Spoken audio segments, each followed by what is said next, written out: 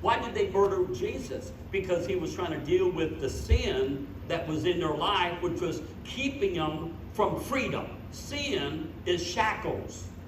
You know, it reminds me of two stories. One I heard from Malcolm Smith. How many know who Malcolm Smith was?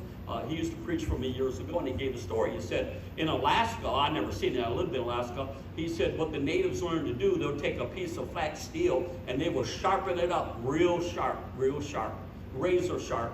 And a cold day, because up in Alaska, 30, 40 below is normal without wind chill factor in certain areas, and they have on the bottom of it, it's like still a steak, and they'll drive that down into the tundra, and then after they killed a caribou, a fresh caribou, they'll take that blood from the caribou and they'll begin to drip it on the blade, and they'll keep dripping it until where it becomes like a round ball around that blade, and then they'll leave.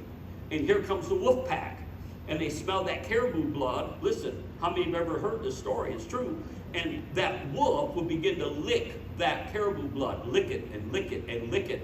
And all of a sudden, it gets through the ice barrier into the thin part of that blade, and a little bit of warm blood in its own blood will leak into its mouth, and then that wolf is like a shark with blood. It just loses it. It just begins to lick like you can't believe, and to where it just, and so when the Indian comes, there's a wolf dead laying next to the knife because it bled to death on licking that blade. Wow. And that's what sin is. Just one lick ain't enough. And you'll just keep licking and licking and licking and licking and licking and licking. And before you know it, all that life, all that freedom, all of that joy, all of that power that you've experienced, it will be gone.